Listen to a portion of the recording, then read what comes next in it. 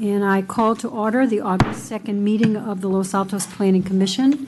For purposes of quorum, we are all here except for Commissioner Duho, who hopefully will come soon, I hope. We have the first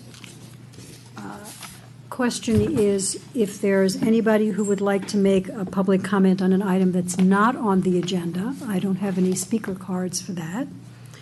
And then we're going to move to the consent calendar. Before we do, I'd like to say if anybody would like to speak at the public hearing, they need to fill out a request to speak paper that's green and out in the lobby and pass it up here, and that we will know who wants to talk. On the consent calendar, we have the Planning Commission minutes of July 19th. Does anybody have any corrections or additions? I do. For number 4, dealing with affordable housing code amendment, it's like make it clear that I was in support of going to 15%, but not in support of going to 20% without any data.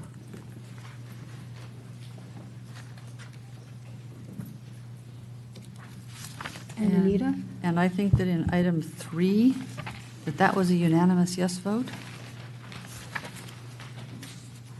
That's how I thought I remembered it. You don't remember voting no. I thought I remember voting yes. Okay, so perhaps we should correct that. Or check the tape, make sure, but I'm pretty sure we had a unanimous vote for that. Yes. So subject to those corrections, can I have a motion, please? I'll make a motion to approve the minutes, given the 2 corrections that we heard. I second. All in favor? Aye. Aye. Passes unanimously.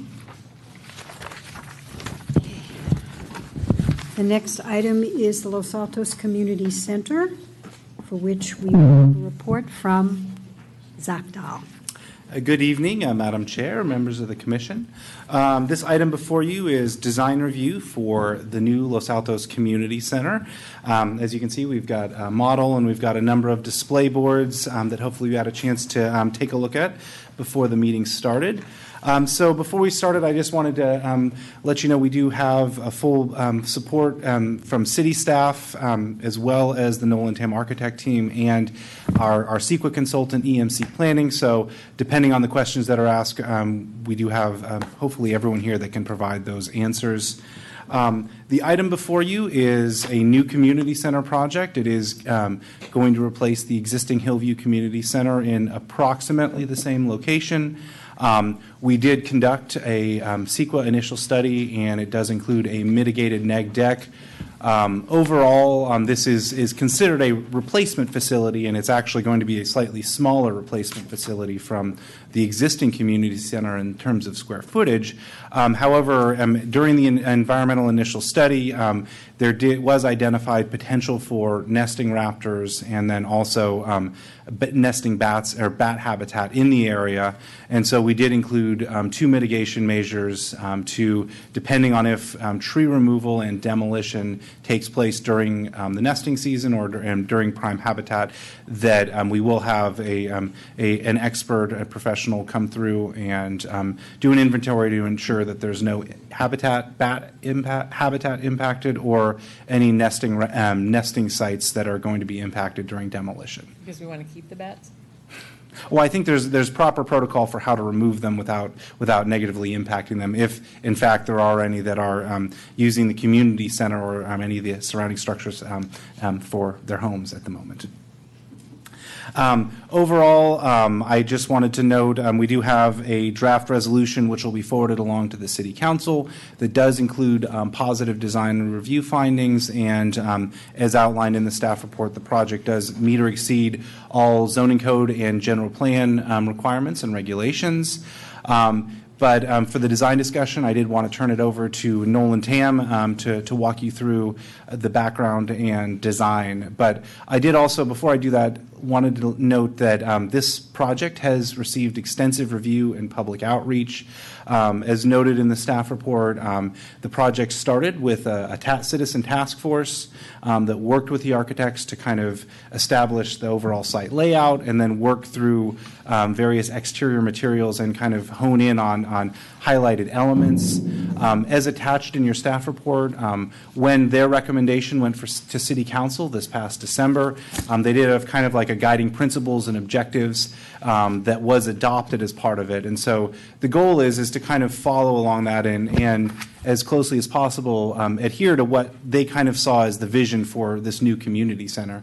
And I do know that we have a number of task force members that are in the audience tonight as well. And then following that, we moved into the design development phase, which is also accompanied by the city's design review process. So we've checked in with City Council a couple times along the way, and this has also come before the Complete Streets Commission. And so it's now before you to receive your input and recommendation before ultimately going to City Council to take final action on it. So with that in mind, I would like to turn it over to Nolan Tam to take it from here. Will we get to ask questions to staff? Before you turn it over to Nolan Tam, there's some questions for Steve. Yeah, I just had one question, which was the playground structure that's next to the baseball field in the museum. Has there been talk about where that's going to get relocated? Yes, that has. So Whistle Stop, as it's commonly referred to, will be relocated, and it'll be located next to the kinder prep area in the back of it, and we can highlight exactly where that's going. But yeah, No, that's fine. I just in looking at all the plans, I couldn't see where that was going to end up. Thank you. Anything else for staff? Okay. I'm Janet Tam. I'm very pleased to be here. I'm with my team of other Nolan Tammers. This is James Gweiss, who is our project manager. He and I will be presenting tonight, and also Dora and Gavin, who are part of our staff. We have a staff who's been very excited about this project. We've been working on it for over a year now, we realize.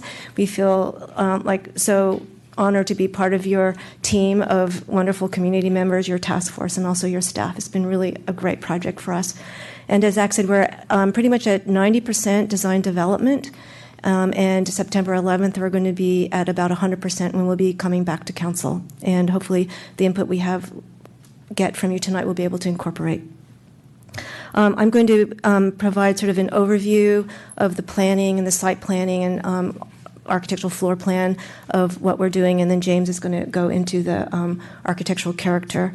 And then we're going to have several different sort of options, things that we've been working on that we'd like to specifically get your input on towards the end of our presentation. And you're welcome to interject questions if you like. It'd be great for us to be able to go all the way through it, but you're welcome to do that if you like. So with that, this is where we are right now, kind of a little honey shot of our project from the front door. And I'd like to speak to the sort of overall planning first. This is where we are with the design development site plan. Some of the concepts that have been really important and have driven our design, first is that it's recognizing that this particular project is such a critical part of the synergy of your Civic Center campus. And so everything we've done to locate and site our new community center is with that understanding, trying to create a strong pedestrian connection from the library past the History Museum towards the front door of our community center, which is on the south side of the building. We also took a lot of cues from the task force community, things that were important to your community, that this building should feel like it's a building in the park. And so we've tried to establish a strong outdoor and landscape design that connects many of the indoor spaces to the outside. And so because of your climate, it's a real opportunity to make sure that there's indoor-outdoor connections. And I'll go into more detail about the different aspects of this, but I just wanted to orient you to the project first, and also just to emphasize that this project is a multi-generational facility, so that it's really for the whole community, and that was also an important concept. We have three wings of the building: the south wing, which is sort of the main entry facing San Antonio; the south wing, which contains the community center main room and the senior center from the south, and then the north wing, which has multiple program spaces, all oriented around a central courtyard. This is one of the diagrams that we presented to Complete Streets so that there would be a strong understanding of how the site circulation worked. The yellow line represents vehicular circulation coming from San Antonio past the library, and then we've I'll show you another diagram about parking, but it has redesigned or reconfigured the parking so that there are two driveways where you can see the two yellow exits from the parking lot onto Hillview. There's accessible parking, the little blue squares on the south side and also on the senior center side, so there's plenty of accessible parking. All the light blue circles, there's been a real desire to have bicycle parking. I think we have about 80 slots for parking all around the building. And then the green dotted line that goes around the building is a pedestrian walkway, which was important for fitness. Community members can walk around the park, so it feels like it's going through a park around the building. And I just want to point out now where there's the front plaza, the main plaza. I wish I had a pointer. Let's see. Maybe James thinks. It also has a drop-off, which is one of the things we're going to want you to sort of look at and give us your input about. But this is the current design of the drop-off, where it is intended to, it's a two-way street, two-way directional vehicular circulation, and then dropping off on the what side of that? We're dropping off there on the north side of the plaza. Okay. Thank you. So from the very, very beginning, if you go back a year ago when we first came on the project, there's been an evolution. And the first thought was, you can see the existing configuration on the left of the old school buildings that's now the Hillview Community Center, and the parking to the west. And as the task force and our team continued to look at the design, it evolved into the diagram or the footprint that we've been showing you on the right, so that it started to require the redesign of the parking entirely. And also because it was so important to connect to San Antonio, the other little blue square that's identified created another piece of the scope, which would create a pedestrian connection to the community center, which was a very important aspect of the task force. So I think the other thing this diagram is intended to illustrate is that the parking count, although it's different, reduced. There is no reduction in parking. We'll get into a little more detail later, but basically the blue square in the new diagram took 15 parking spots and put them into the new parking area, so accounted for them there. Now I want to talk about trees. I think trees are really important to every community, and just to sort of help in a little more detail describe our tree, where we are with the trees and our tree approach. So as you can see, the diagram on the left is the existing community center, and it identifies all of the trees that are existing that would be removed. There are currently, had an arborist report, there are currently 200 trees. Of those trees, 58 are considered mature. What mature means that they have a 15-inch diameter trunk. And then the diagram on the right shows the removal of about 129 of those 200 trees. And of those 58 mature trees, 31 have been removed. And you can see the red dots on the right. And you can see why, because that's where our new building and where our new parking has to go.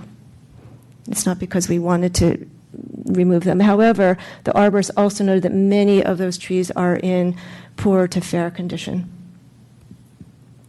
So the second set of diagrams shows the trees that are going to remain. The diagram on the left are the 71 of the 200 trees that remain. Of those, 27 of those 58 are still there, and you can see them in the light green around the perimeter of the site. And then when we added back to those existing trees, which is 130, we come up again with 200 trees total. So there's been no net reduction in trees. And here's a more illustrative landscape drawing of our trees. And I'm going to go over in a minute the sort of different species and how we arrived at that. But you can see that there are some ginkgo trees. James, you can point to them. That they're coming from the front plaza through to the courtyard. There's some at the end of the courtyard. There are an existing cluster of redwood trees, and around those we put magnolia trees. There are Chinese pistache along the street at Hillview and in the parking lot. And at the backside, there are some Japanese maples, in addition to other things. But I'm just highlighting where some of those trees are. And I should also note that on the east side of the property, we've tried to keep that as open as possible. So here's I know it's hard to see from there, but this is our palette of trees from our landscape architects. And the top 4 trees are a variety of maples, which include those Chinese maples, right? Japanese maples. Let's see, I have a count here of, so the ones we've identified in red, the maples, the olives, the Chinese pistache, the crepe myrtles, and the magnolias, those are all part of your current palette. And so if I go through those, just to let you know, we've built upon the palette that is currently here. There are currently 28 Japanese maples, and we have added 10, or not added 10, I'm sorry, is that 10, James? We're providing 18. I'm sorry, 18. Okay, we're providing 18. It went from 28 to 18. We have 2 crepe myrtles that are going to 21. We've increased those. 2 magnolias, which have increased to 5. 3 olive trees to 5. Chinese pistache have 26, and in the end there will be 28. So it's just a sampling of the trees that will continue to remain on the site. The ginkgos are new, and they are important. There are about 13 ginkgo trees. This is another landscape drawing just to show you some of the features that we're adding to it. There will be furniture, which will add some pops of color. These are some suggestions from our landscape architects, since outdoor space is so important. You can see where bioswales are identified. We are complying with, you probably all know what C3 is, so that there's natural storm retention and removal. And then there's this stream bed, which is taking it's the same idea of our sort of meandering path. One of the things we love about your site now is the meandering path past the History Museum, and that's part of the quality of what we're trying to continue to achieve. And this dry stream bed is one of those things that continues through the courtyard. And then there's that future 10,000 square foot addition, which was important to council, that we are trying to retain. So here is, just so you can understand the floor plan and its relationship to the outdoor spaces. The 3 arrows indicate where you enter the building. The lobby has a 2-sided entry. The arrow on the south side is most likely where seniors will come through. There is a breezeway. James, you want to point to that comes through the building, so someone could go directly into the courtyard. All of the yellowish spaces represent paved areas. And so if we take the community room there, it has 2 outdoor spaces. There's a patio on the south side and also a big doors that open out to the courtyard. The seniors have their own dedicated patio to the west. The lobby, of course, has the outdoor patio plaza, main plaza, with the cafe in the corner, so that the people hopefully will be drawn from San Antonio past the library, drawn to the cafe, which will also have an open sort of door, open window, so people can access that. Bocce courts on the north, so everyone can access those. We know they're important to seniors. Teens and art will have its outdoor space also on the north side. And then Kinder Prep, which is part of the city's preschool program, has an outdoor play area for children. And then again, that pedestrian walkway will go all around the building, and that'll be like a DG, decomposed granite path. This is an aerial, so you can have a better idea. You can also take a look at our model here to understand how the spaces all work together. This is, again, a view from the library looking towards the History Museum and to the front door, the formal front door of the community center, and then the hill view to the right. So we're going to go into our development of the architectural character in a moment. Our process was that we looked hard at your existing character in the campus of buildings, which are pretty gabled. We worked very closely with the task force to look at many, many different options for form, and also had a survey that was open to the community, which hope maybe many of you added your comments as well, so that we could get a feel for what was meaningful and what was right for your community. And one of the things that floated to the top was really the Packard Center, which is one of the more prominent and beloved buildings that you have already. So we went and looked at it pretty carefully. It's composed of natural wood, a lot of glass, and actually has some natural stone, and a courtyard. So there actually, we didn't mean to copy them at all, but there's some things that we think are very nice about it, and we use that as a sort of guide for us. And then, of course, your own buildings you can see on the bottom, the History Museum and Lacey. So now James is going to go into a discussion of how this evolved into our design. Thank you, Janet. Good evening. Thanks for being here. Talk a little bit about the character of the building, exterior materials, and the shape and form, and how the building relates to the landscape. So our exterior materials palette is selected to ground the building in the landscape. We really look at this as a building in a park setting. We want it to be integrated with the landscape. There's a lot of indoor-outdoor relationships, and accordingly we've selected and placed materials with that in mind. Natural wood is really important part of the building. We see natural wood where we come and go from the building. It's the places that we touch. It's where we're going to have one of our most intimate experiences with the building, going in and out the building. Cement fiber panels. It's a cementitious material. It gives a little heft to the building as a civic building. We have some patterning that's reminiscent of civic buildings. It gives it a little a stronger character. In less prominent locations, we've got cement plaster as an economical choice for exterior cladding. And then in certain areas around the building, we've incorporated stone accents to tie the building to the site. Let's see, how does this work? So this diagram shows our materials palette, and you can also see physical samples on the table. So we have a SRI compliant value shingle for heat island effect. So we've got shingles on the roof. Natural wood accent walls, that's showing redwood or cedar, which will be finished in a durable finish for dealing with the weather, water, sun. And the wood also appears at the undercroft of roofs. So when we look up, we see a nice warm material at the exterior of the building, and that also brings us into the building when we look through the entryways, the tall glass windows. Stucco is a neutral color. Integral plaster color, and then in the concrete at the plazas and paved areas we have a warm colored concrete, also part of our heat island strategy. You can see samples of fiber cement panels. We may have different textures on the building for accent and to provide a little visual interest. Insulated glass, clear generally, a slight color to it, but generally clear. Natural stone walls. We looked at the Packard Center. We looked at other stones. We find that to be a nice connection to the location and the material itself. It's a little rustic, but it also has a modern feel. And then our DG walking path and bocce court materials.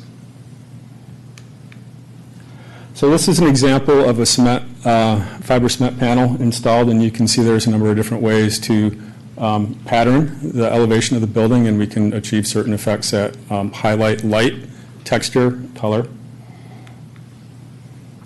And these are our primary elevations on the parking lot. The top elevation shows west elevation facing San Antonio Road. At the very right hand, we see the cafe in the main entry, so the cafe is clad in fiber cement panel. We've got tall glazed areas at the lobby, and adjacent to the glazing, we've got the wood, so the wood and the glass bring you into the building. There's an MP room and some utility space next to the MP room. That portion of the building is clad in cement plaster. It recedes, and there's landscape elements in front of it. The senior center has a bit of weight with the cement fiber panels. We've got a pop-up dormer to give the roof some shape and texture and a little visual interest at that end of the building to stop the eye. South elevation, that faces the parking lot in Hillview Avenue. You can see the seniors in the south entry. So we've placed the seniors near parking, easily accessible. There's a major entry at their point of ingress to the building. The kitchen space is sandwiched between the seniors and the community room. So there's a functional relationship there, and also the community room is a visual anchor point. It's terrace with walls and a trellis work overhead, and also a trellis work in front of the terrace to provide some degree of visual privacy from the parking lot. So we've separated the parking, but we also allow a view through to the surrounding landscape. And then Kinder Prep is off on the right-hand side, clad in stucco, but again, we see the wood coming back at the entryway to that space. And we're also showing shade structures there, which are also considered to be some sort of wood trellis, so that wood, again, carries around the building. So this is our view from, as if we're walking from the library and past the History Museum. As we approach the building, we see our wood trellis in front, welcoming you to the building. Cafe off to the right with an outdoor seating area. We've got benches and the like in front of the entryway. And then the transparency, so that pathway continues through the main entry. It invites you into the building and into the courtyard, deeper into the building. Closer view, you can see in the middle of the elevation, there's a special door. The intent here is to create a large opening from the lobby onto the main plaza to supplement the cafe space, so that we have an indoor-outdoor opportunity for a cafe and a connection between the building interior and the landscape. Another view in our cafe seating with some of the color pop spread on the plaza. Entry at the south side, this view is showing one of the stone elements near that entryway to highlight the entry and to provide a seat wall. And we can see the undercroft of the roof with, it's almost a craftsman-like expression here. The building, in some ways, when we think about detailing it, we think of craftsman, we also think of mid-century modern with some of these elements. So there's a mix of styles, and we know that Eichler homes are prevalent in the area. Some of the mid-century, some of the craftsman work. Interior of the lobby, so now we're in the lobby looking out towards the courtyard. And again, that materials palette is present, so interior-exterior relationships are highlighted. Now we're in the courtyard. Our wandering path continues. The stream bed is off to the left, just beyond the set of posts here. The community room is off to the right, clad in cement fiber. Our ginkgo trees carry that path through, so we're trying to strengthen the connection with the stream bed and the planting materials. We're now at the eastern end of the courtyard looking back towards the main entry, so the prominent gable is there, highlighting the main lobby. We've got the lobby stretches to the south, so that opens onto this space. Inside the community room, again, the materials palette is present with wood accents and our large openings onto the courtyard, so these spaces really are integrated with the exterior environment. Wood and metal trusses. An overview, our collection of roof forms very similar to the residential palette around the community center. The building is at its greatest height, it's just a little over 28 feet. So it's in scale with some of the two-story buildings around the community center. A view from the east looking west towards San Antonio Road, so you can see the pathway going into the lobby, and off in the distance we can see the History Museum and the library. Again, those roof forms picking up on the local environment. Our mechanical equipment is set either into a roof well or behind an acoustical screen between a pair of gables. So a little update on recent activities. On the 27th of June, Complete Streets reviewed our drawing set and offered comments. They requested several things of us. One is to look at the bicycle rack design and find something that's more efficient, and we've done that. Consider widening the eastern walking path. We've looked at that as well. Minimize the reduction of library parking. This was an important thing for them. They asked us to study the connection to the library and what have we done with the parking, what can we do to bring some of that parking back, and we'll share some of that with you and look for your input. Similar, Complete Streets and one of the council members had some concern about the traffic pattern at the drop-off, and the concern is illegal U-turns and the hazard they might pose. So we've got some studies to share with you. 7:10, the council received the comments from Complete Streets. In addition to discussing and offering comment on those issues, requested that the design include PV panels, which weren't in the original program. So we've taken that to heart and started to look at that. And we changed the roof material from standing seam metal to composite shingles. And today, we're meeting with you, and we'd like to share our studies and have your input and thoughts on how we're looking at the library connector and the parking. James, before you move that, Yeah. could you take a moment and, you stated these things. Mhm. At what point in your discussion will you give us your responses to each of these items? Okay, so for the parking, the connector, the PV panels, and those items we'll talk about next. Those are the following slides immediately. So I don't recall which one comes next, but we can enter into that conversation basically right now. So we would, at this point, we would begin to talk about the library connector, go into the drop-off panel, discuss the PV panels and the extent of load that they provide for, and then we have another item to share with you, which is the fire department access to the building and around the site. So for the library connector, what's on the screen right now is our current design. So on the left-hand side of the screen, we can see the library. There's a purple boundary line around the connector of the area in question. So that white box formerly contained 9 parking lots on the west side of the driveway to the north. And on the opposite side of the driveway, there were four parking spaces. So the current design took 15 parking spaces and relocated it adjacent to the new community center. 11 in front of the library and 4 on the opposite side. We did not reduce the net parking on the Civic Center site. So the first option we looked at was a modest impact to the connector. Now the connector was something that the city council members were interested in, task force was interested in strengthening the connection from the community center to History Museum, the library, and San Antonio Road, and to some degree the downtown area. And our solution to that was to remove the parking, install some green space, some trellis work, a continuation of what we saw as a really charming path in front of the History Museum and its vegetation.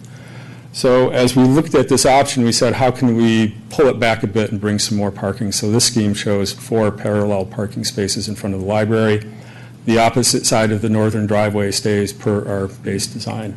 So that's option 1. Option number 2, we looked at, okay, let's leave, again, the eastern side of the driveway.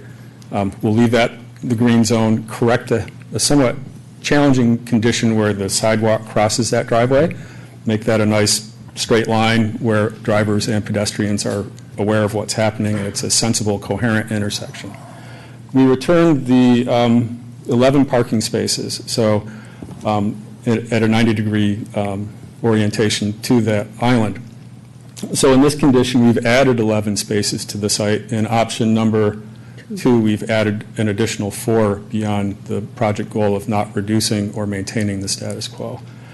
So as we look at this, we're quite fond of the connector, but we understand the community's concern that we are removing parking from the site, and we'd like to have your input on the solutions that we're offering.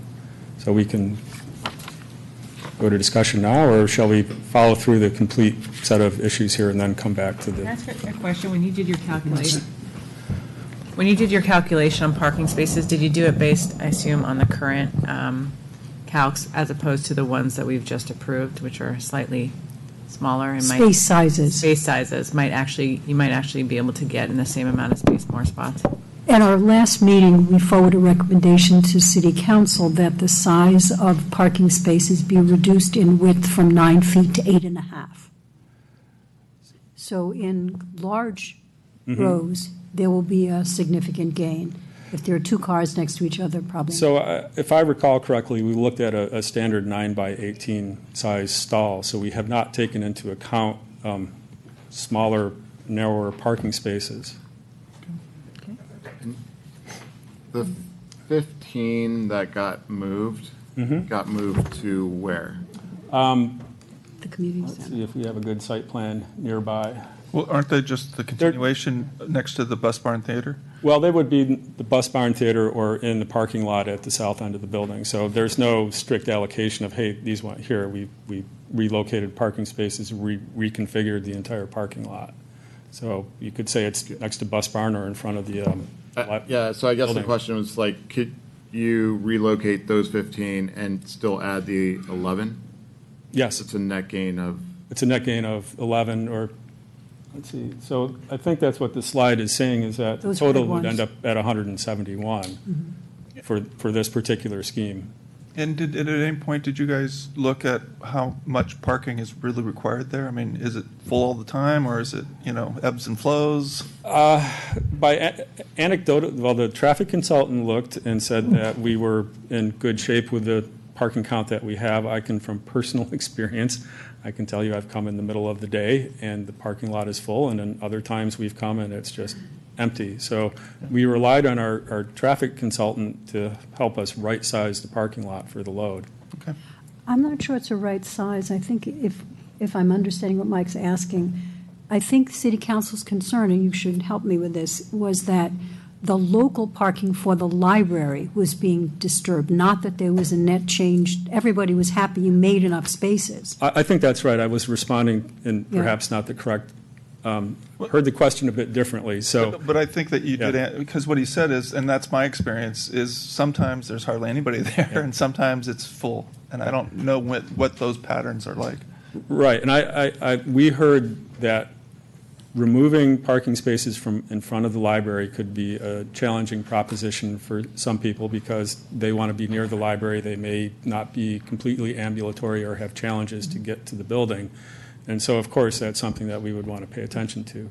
We're balancing the competing interest of we have to make the aesthetic connection or the nice walkway between the community center and San Antonio and serving the existing population and the current condition that we have.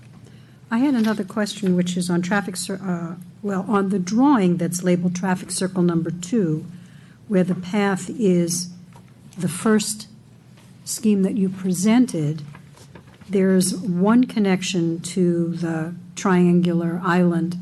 When we get to library connector option 2,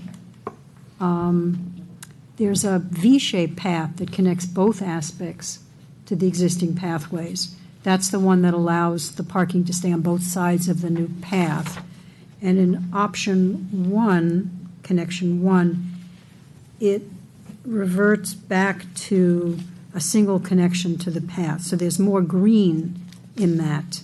I think that in this scheme, we would be inclined to pay attention to the path of desire so that we would address the trail that would be worn into that green space with some Got it. structured pathway, Okay. if I understand the intent of the question. Yeah, that was my question, is there was a choice being made in the drawings to show a single connector or a double connector. Right. And I understand what you're saying, because our library has paths that are worn by paths of desire through People the go in. ivy.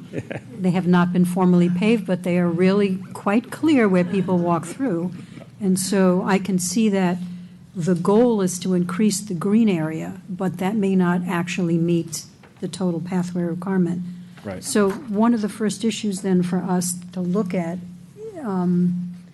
for feedback is, where is the priority for us as we look at this and say, is it a higher priority to maintain the number of close to library parking spaces as opposed to maintaining the constant number but moving them further away in favor of getting a more attractive, landscaped, less paved area as the connector between the library?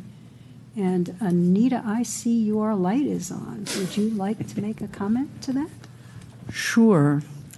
As a mom that used to drag a kid or two to the library, the more we can keep parking proximate to the library for the very many families who come to the library, I think that's desirable. Okay, Sally? Are we actually discussing this now? We Well, haven't had I any- thought if we could do it kind of as a straw poll, we could discuss the pros and cons, but I think if, as we go through, if there's a significant number of people who feel strong, Right. positively towards one, we can then mark that down, come back to it if there are questions. Are you okay with that? I'm okay with that. we I mean, the haven't had any public needs to public speak yeah, as right, well, I'm exactly. aware. Okay. Yeah, as much as I love it as it is in the original design, gorgeous, those parking spaces are critical to the library, and I don't see that the addition of 4 parallel spaces, which nobody can park in, and park in well, and which will hold up traffic while people do try to park in them for the 5 minutes it takes them to get into the space. So I would have to rule out option 1, and so I would probably, unfortunately, lean to the parking spaces. Alex?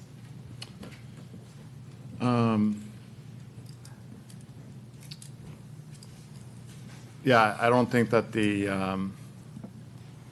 parallel parking works. Again, to me, we always say we have a parking problem, it's because you can't park exactly in front of a building. Wherever you And want. We say that for downtown, and yet here it doesn't, somehow seem to apply. So I think that, for me, just having a more beautiful connection through and being able to, relocate those parking spaces not so far away. I think there's still enough parking that's close enough to the library. Ronit? I think if we're, any project that is looking out at the next 10, 20, 50 years, I think anything that prioritizes parking and cars over park and green space is a mistake and short-sighted. So I am a mom with 3 young kids, don't do it for me. We can walk. So I would like to see this space be more green. I would even like to see it have, like in a Paseo where you have seating along the pathway and really make it a space that people not just are going from one location to the next, but spending time in and congregating and building community. Mike? I wanted to propose option 0, which is not to do anything with the parking spaces in that area. I mean, that you had already planned, because like my former commission member said, I think that what we want to do is encourage people to walk from the library and the community center and the history museum, and creating a much more way to get back and forth is going to be more encouraging. I think that when you put a lot of cars there as an option 2, it takes away from that sense of cohesiveness. I look at that area and I say, the way you've laid it out originally was perfect. I think it's going to encourage people to park by the community center, walk through, maybe get some coffee, see the History Museum. I know the History Museum would love to have more traffic in front of it. It's a wonderful element in this community, but I don't think a lot of people know about it. And I think this will give that kind of flow to help promote that area. So I would go for option 0, which is to do nothing. One more point is that because we approved the new parking standard and we spoke, and we had that meeting with city council and they seem to be on board with it, I think that you will find if you run your numbers with those dimensions that you're actually gaining more parking spaces, and maybe if you restripe some of the areas now in front of the library, you might even gain more. So I don't think you're going to be losing quite what you think you're losing to run those numbers. Yeah, well, it's a choice. There's, I don't think there's a clear A+ on this. I think there are people in the community who will feel very strongly that you should have more spaces close to the library because they don't like to walk. And then there are people who really like to walk and are perfectly willing to do it. And in solution 0, that is to say the original one, I think that it has the ability to be even wider. My sense is that I know it looks tiny because the car length is 20 feet, and that looks really weeny there, but I think Mike's point about, or Vernit's point about having it more gracious, so it was not just a pathway, but also as a stopping place, because those moms who are dragging little guys wouldn't mind having a bench or two in which to say, all right, you can't walk, sit. Then we'll move further. So I think you could get the best of both worlds there. Yeah, and I think that our design is not well captured here. We have trellis, and we do have some opportunities for seating on this particular island, so the drawings are a little, it's not. And showing. 90% we know. Yeah. Well, and I don't profess to know the time limits on the parking spaces either, if that's been implemented to afford more freedom of those spaces in front of the library. Do we reduce them to half-hour time limits? Well, we don't have time limits except when you're dropping books off, and then it's 1 minute. I see. Okay. May I ask a question, though? Of course. What is the access to the Little League field, and is that, Stays they're right. using that, that's parking right now, right? Where we're, Right, so the existing parking lot was closer to the Little League field. In our consideration, we see the area to the west of the community center and near the bus barn as the proximate parking spaces for Little League. And of course, the rest of the parking lot to the south of the facility is also available for parking. Okay, so we'll let you go on now, James, having done that one. Okay. So for the drop-off, the drawing right now shows the current design condition, which is simply a two-way right or two-way turn towards the south or west, depending on which way you're coming, with a drop-off on the community center side of the driveway.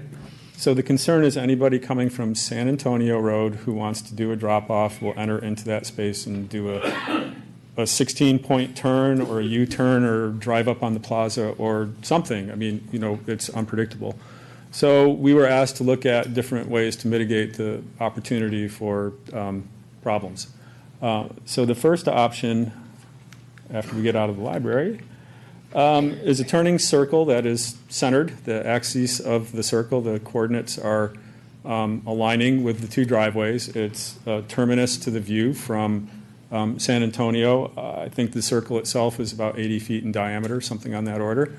And what the diagram shows is the encroachment onto the plaza of that particular design.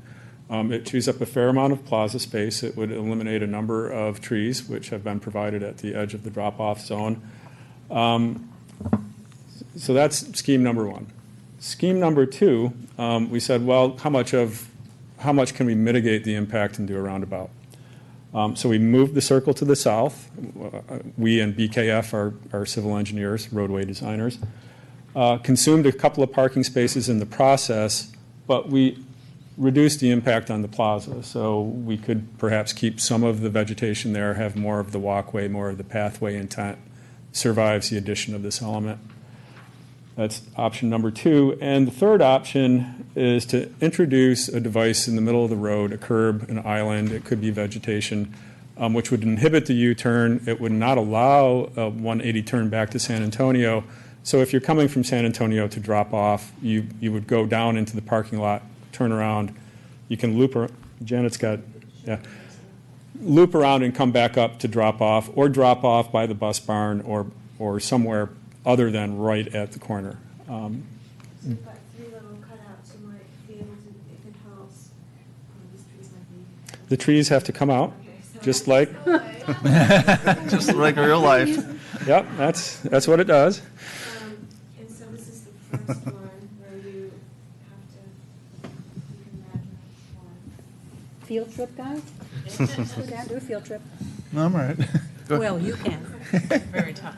I know. And the second one is the same, sort of the same, but then it takes these guys out. And it goes there, so it tries to retain a little more of the plaza, but it eliminates a couple of spaces down here. And what is in the center? It can be vegetation. It could be planted. In here. Yeah. And then the one that is the third one is more similar to what's here.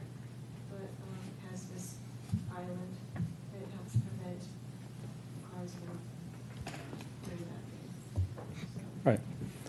And this is actually the scheme that we'd like to recommend. We favor this scheme. It's little impact. We were concerned, we had looked at traffic a roundabout early on in the process, recognizing the issue of turning around and managing traffic. And as we looked at it with the goals of the community center, the aesthetic intent, the intent of creating a building in a park, it didn't make a lot of sense to us to place a big traffic control device in front of the building. It was counter to the aesthetic intent. So we went with a simple right-hand turn. And we have looked at the median solution previously. So it fits. We think this solution fits with the intent of the program and does what it needs to do. Do you want us to respond to that? Oh, yes. So I'll start. Okay. I like the traffic medium. I thought about this from a traffic flow perspective. If somebody is coming by the library and didn't want to turn, wants to turn, I think they're going to turn behind the library and drop off. I think you're right. If they're coming down all the way to the community center, then they need to go to the parking lot. By doing this design, we actually create more traffic coming down Hillview, dropping off, and then Heading exiting back to San Antonio. north to San Antonio. Yeah. So it's going to eliminate a lot of cars going by the library, which I thought was a good idea. Having our circular thing and taking out trees, I agree with you. It really creates a much more busier place than what it should be. And hopefully there won't be anybody dropping off anyway because there'll be parking and Or walking. or walking Yeah. or riding their bikes.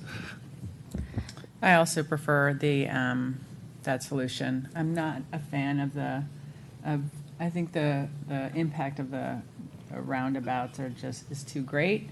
And also, I'm like concerned about the traffic between those two exits. It just sort of feels like if someone, instead of going out the first way, they decide they're going to continue this way, and it just feels too much. Right. I thought the opportunity for people to do stupid things was much higher in the roundabouts. And this way, you would have to be really stupid to do it, because I think it's a short learning curve. The first time you come from San Antonio and realize that you can't drop off immediately adjacent to the building, you recognize that the next time you come in from the Hillview end, and you can. So this seems to me the most sensible, and it also reduces the paving, which is one of the things that Ronit pointed out, is the idea that if we can keep it as green as possible, hopefully there will be another solution to everybody driving in our lifetimes, maybe. Alex? Agreed. Sally? I actually almost always hate traffic circles, but tonight, I actually prefer traffic circle number 2, and I'm going to tell you why, to the median. You're all talking about folks coming in from San Antonio past the library, but I think actually in the traffic study was really conducted with the traffic along Hillview.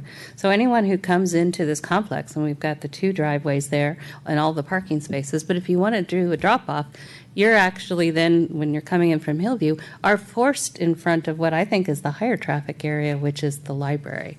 And you can't really make an easy left out of San Antonio to get back around to Hillview. And so I think it's actually funneling a rather awkward traffic pattern, because I'm assuming, based on what we read, that there might actually be more traffic from Hillview coming in.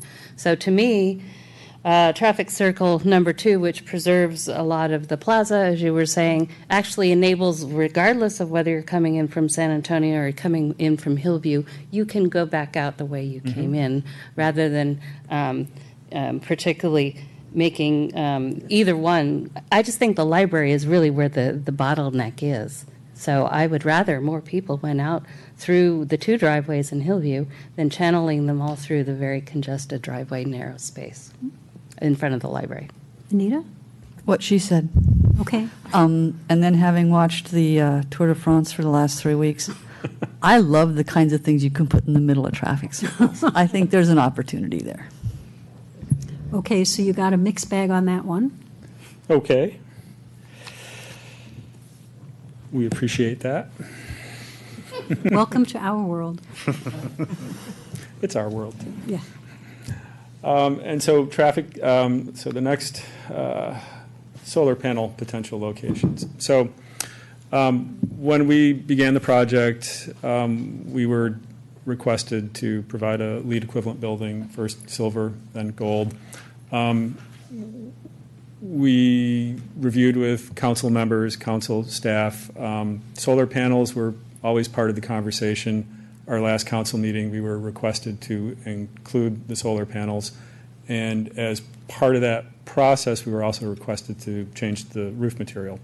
So we have a shingle roof, and the green area highlighted on the building shows the maximum amount of solar panel coverage we might see on the building. And as the slide says, it's about 13,000 square feet, give or take. It can provide, depending upon how the design develops, anywhere from 60 to 90% of building load. The building is an all-electric building, so that's quite a statement. And and we achieved LEED Gold equivalent without it, but it definitely helps us in the points. So at this point, we don't have a firm target number, but we believe with 95% certainty there will be solar panels somewhere on the building. So it's more of a point of information than anything else. And lastly, these last two slides. Can I ask, Yep. since we're discussing as we Yes. go along, can I ask a question about this? Sure. So I didn't listen to the council meeting, as Lynette sneaks out, I can say that. So why did the standing seam metal roof go away? Was that a cost consideration, or was that a environmental lead consideration? Certain council members were concerned about the appearance and had a sense that perhaps the aesthetics of solar on standing seam were not great. Others were concerned about the installation methods. I think that's an area for personal opinion. It's hard to say what's the right material to put underneath solar panels. There was a thought, if we're going to cover that much of the roof, why would we put a more expensive material underneath the solar panels? I just wanted to add, there was also the feeling that there is a precedent for comp shingle on your campus, and so it wouldn't be out of place if we were to continue in that vein. We were going with the metal largely for longevity, because it is a more durable public institutional material. Comments? No comment. I mean, it's fine. I just happen to like standing metal on the roof. But. We really don't talk, but yeah, me too.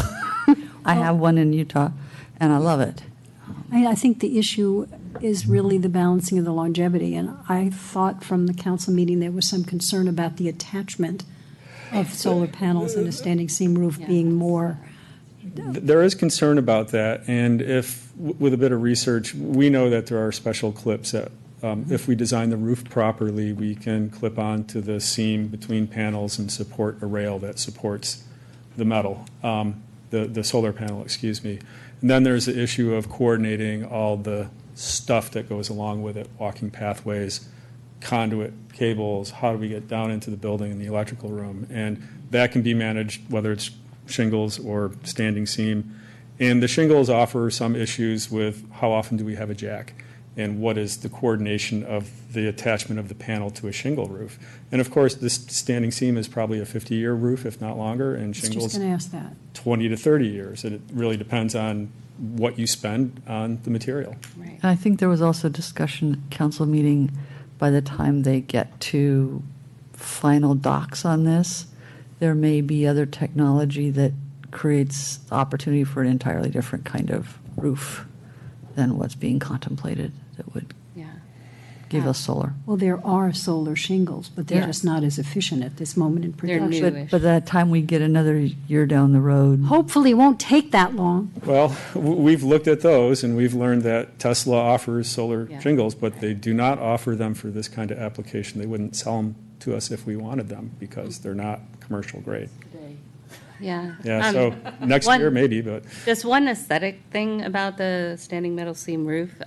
One of the elements, again, you talked about thinking of the Packard Foundation building. One of the elements they also tie in so well is metal, beautiful copper, all that. The standing metal seam roof would really pull that additional element that's kind of missing from the design unless you count the windows. Doesn't matter, necessarily. I just wanted to understand it because Sure. I think it would be, a nice addition aesthetically and for other purposes, but I think the clincher really was cost, ultimately, and the savings you would have Yeah. by going to You cost. see that, but that's pay me now or pay me later. Yeah, Because right. it's very hard to come up with the money to do maintenance on public buildings. So if you spend it on the front end, so The you roof don't here. have to do it, then it takes a lot of pressure off, but it's hard to make initial costs work sometimes. first cost is the one that everybody sees, and Yeah. the maintenance cost is not always present. Yeah.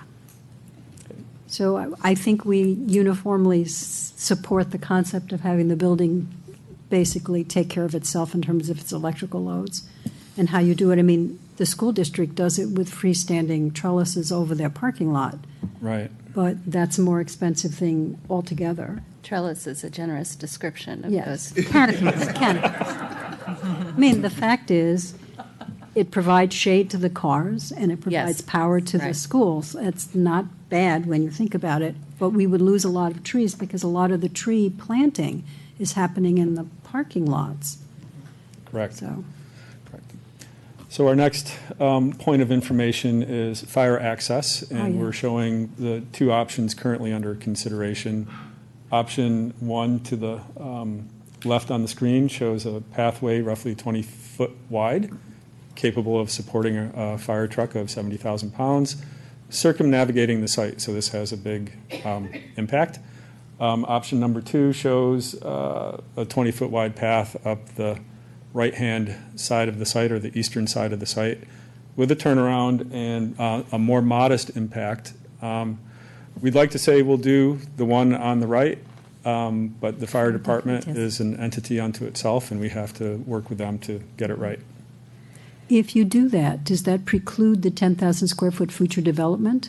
Well, I think we'd have to look hard at where that path goes, and it may be as things develop with the fire department that the yellow path either moves to the left into the setback, which would allow the building, a new building, to be placed, or it would move towards the west and closer to the community center, and any new structure would be placed on the eastern side of the pathway. I think it's more likely, for development purposes, we'd want to put it in the setback, but that affects the hose reach from the truck. So there are a number of, again, And what does competing this interests. path look like? What is the material? Well, the fire department wants it, quite, Blacktop?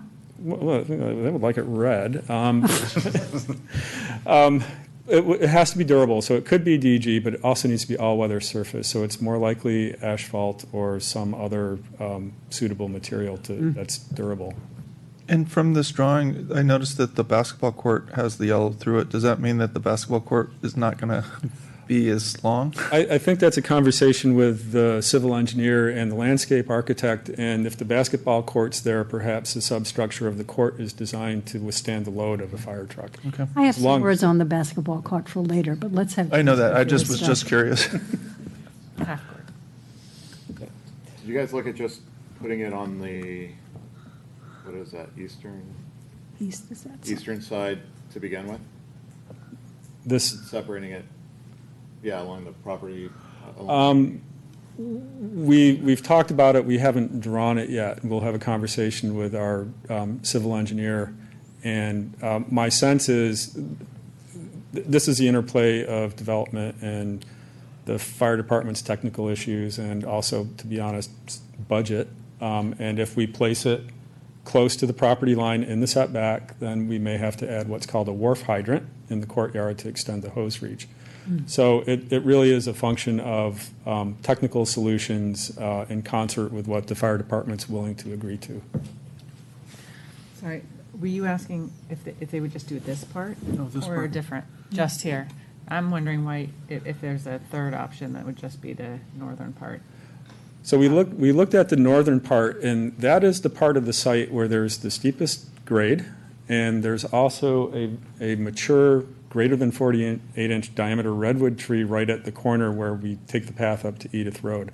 So that, coupled with the ballpark, inhibits fire truck turnaround. So it's really challenging to get the fire truck on the north side of the building from the northwest side of the plaza.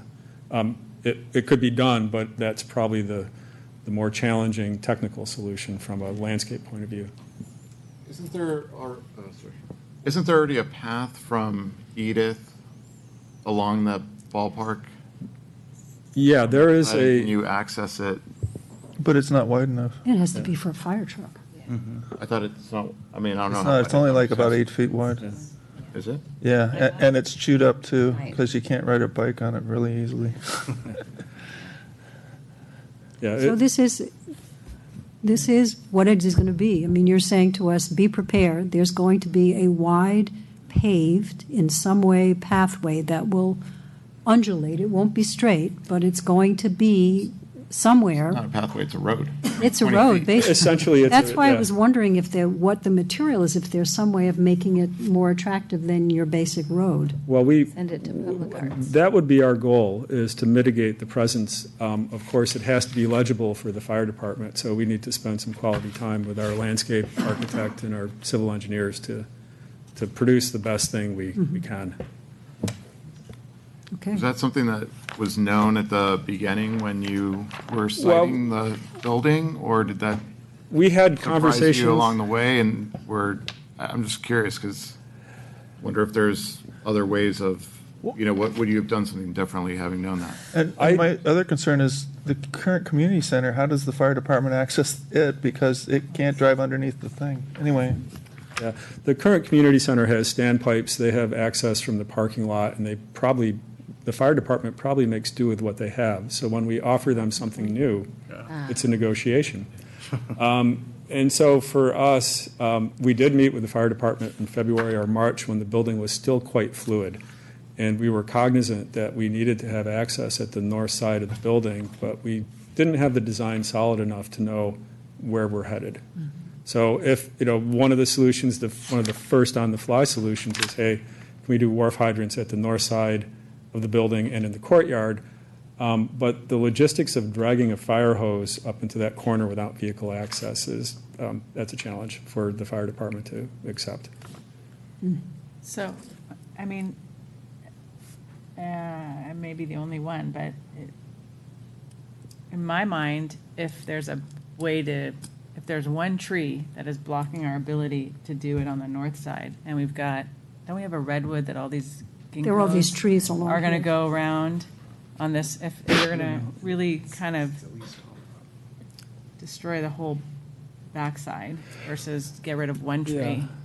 I think what we would do is ask our civil engineer to evaluate the turning radius. That's a sharp turn there. There's a lot happening in that area, and it's, And the equipment is long. yeah. I mean, we've got I think it's a 70-foot truck. I don't know the length off the top of my head, but it's basically designing a street, it's, That's right. And Right. it also should So be all noted of that. the renderings, and I mean, you're not connecting to all of this outdoor area, because you're basically crossing. but on our hands tied, I mean, the fire department's you guys are going to talk to the fire department. Fire department's going to say, this is what we need, and this is what we can live with. And Yeah, I I mean- don't know this conversation is interesting, but I don't think that we can. well, I think we can offer our opinions about what we'd like to see, but the fire marshal, in the end, will get what they need to provide a safe environment for the occupants of this building and the site around the building. And so if we can offer them, lead them to what we think is the right solution, that's the right way to go. Zach, you had something you wanted to say? I was just going to add in that that very large mature redwood is not entirely on the city property. It's also on a private adjacent property. So removal would also, there would be another party involved if we were actively looking at removing that tree. And one of the other questions when you're looking at it is, in the option 2, which is the one that you guys would prefer, which has the hammerhead turnaround, maybe that could have become a feature instead of just a hammerhead, depending on what the surface is. I think that's an interesting point, that we're creating a space there, or a space adjacent to that hammerhead that is some kind of use that's available to community center users. It's a point of interest instead of just a dumb old hammerhead. Yeah. Food truck. There you go. Not that I'm hungry or anything. No, but you could roll food trucks on the road, set them all up. I know, Interesting That idea. would- And the fire department would be really happy to that'd have be their fire exits blocked by food trucks for 3.5 hours. Well, the- That would go over like a lead balloon, guys. The food truck will be Okay. burning. All right, next. That was the Okay. content of our presentation. Now, I have to say, I have received no request to speak from the public. Aha! Otherwise, we wouldn't have had as much discussion up here now. I was looking around and saying I had nothing. So I will let the public speak, and then we will talk more. So I have a request to speak from Elizabeth Ward, followed by Stuart Klein.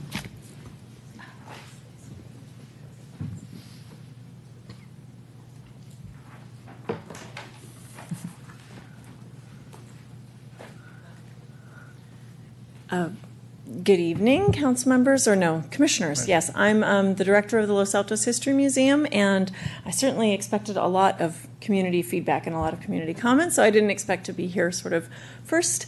I just do want to say that on behalf of the Los Altos History Museum, we're very cognizant that this project will impact the museum. We have been very grateful to have had Teresa Yee came to our board meeting last night. We had that opportunity to ask some questions of her then. We've had an opportunity to meet with Tam and Nolan in our offices and walk through it. So, but obviously we're concerned with things like the construction fence and cutoffs. As it pertains to the issues that you've been presented with here tonight, I wanted to weigh in a little bit with one of our main concerns is I'm just going to step away for a second here. Actually, could you put up the site plan while she's talking so that we can, and we will look at it. Elizabeth, you can do it on the model, but I think if we had it up, we would see it better. Yeah. Right, so if we, There we go. this one's probably fine here. This is one space that I can, so we have there is a fence here. There's a fence right there that is the Corporation yard. It's both our garbage pickup and drop off, and it's also sort of our loading dock as it is right now. And so we're cognizant of during construction that drop off area is not going to be accessible to us, and then afterwards the creation of the wonderful plaza, which we're very excited about. We're extremely grateful for the connection with the library. We're grateful for more pedestrian traffic in front of the museum. We're flattered that the garden path that our volunteers have worked so hard to create, the meandering path in front of the museum that is mostly the work of our volunteers, that it's been an inspiration to extend that. And so we're very excited by those prospects, but we're a little bit concerned about how to, from our point of view, the beautiful plaza that is the front entrance, what you would see when you walk out of the community centers is beautiful plaza, and then our trash area is right next to it. So we're trying to think of how we're going to deal with that corner of the building, which has been sort of the back of the house for us and is now suddenly with this building going to become, it's like really the front yard. So I was looking at the turnaround, the actual turnaround, and then also the fire truck routes. Although they are aesthetically perhaps problematic from certain points of view, they would allow a little bit better access to from what I understand, we're not going to be able to move our trash area, or it's not in the plans right now to move our trash area. So we're just concerned with that corner, but otherwise very excited for the pathway. Thank you. And I have a quick question for you. So I also know that at the History Museum, that right side ends up being the caterer entrance. And Exactly. that the architect, you guys might want to look at how to connect to that area, because you're removing all the parking spaces that they used to use, and now there's no way to get to that area anymore, and there's no way to easily cater to the. No, the parking spaces are still there. No, they're not. No. They've been removed. The whole, because the plaza Oh, the takes baseball up- parking, yes. The baseball parking and that turnaround is where the caterers used to back up their trucks. So it's a little bit further for them to go, which is not so bad, but it's that they would be doing that drop-off at 2 o'clock on a Saturday. is more the issue. So for And us. how to get back there. I mean, Yeah. having been, having events at the History Museum that I was responsible for, it's like, there's no easy way to get back there unless you do something by the police department, which is not paved at all. No, not at the moment, and so in our conversations last night, we just said, well, maybe it's some other iteration of a conversation about the Civic Center as a whole. We might think about trash placement, we might think about other egress, points of egress and then that might even mitigate some of the other issues that have been talked about. What is tonight. interesting about that area of the library between the police department, there is a bike path that's dirt, and it would be nice to have it paved and easily connected to the area, and it would alleviate bikes could- coming up by the, Right. and And you could also wheel carts along there at that point. yeah, you could Yeah, do a lot of we stuff. definitely would have asked for that, and I understand at the moment it's just sort of not particularly part of this project, but we certainly would ask Sure. the planning commissioners to keep that in mind. As You might future also talk to projects. city council about this. When this project goes in front of city council, it might be nice to talk Well, I was going to about. ask staff, is that something you guys have thought about? Is how Coordination. to fund, I mean, how to take care of the History Museum at the same time? Because isn't that all city property? Yeah, I mean, I think that'll be a discussion point, and whether it's part of this project or as a separate project, I think that'll definitely be something that gets discussed with council. Okay. Okay, and the second speaker is Stuart Klein, and he is my last speaker unless someone else wants to fill out a card. Hello, Stuart Klein. I live at 77 Sylvian Way, and I was one of the members of the task force, so I'm thrilled to be here tonight and see this project move along. I'd like to add my 2 cents to the parking discussion. In addition to the convenient parking versus the beautiful green pathway, there's a little bit more nuance, 2 pieces of nuance I'd like to add. The first is the user experience of having these buildings connected. So imagine the high school students getting out of class, playing a little basketball, and then effortlessly moving down this path to the library to study, or run it in the other direction, people in the library checking out their book and effortlessly moving down this path to get a cup of coffee and start reading. So there's an experience piece for connecting these buildings. And then the other nuance to it is the economic viability of the cafe depends on foot traffic. So we really need to move people from the library to the cafe. So I wanted to add those dimensions to the parking and the love of green, and say I think option 0, which one of you mentioned before, I think the way it was ideal, and I'd encourage you to stick with that. Thank you. Thank you. Having no more requests to speak, I will close the public hearing, and we will now continue. So I would like to start by pointing out to the commissioners that we have some specific charges. And one of the charges is the adoption of the mitigated negative declaration.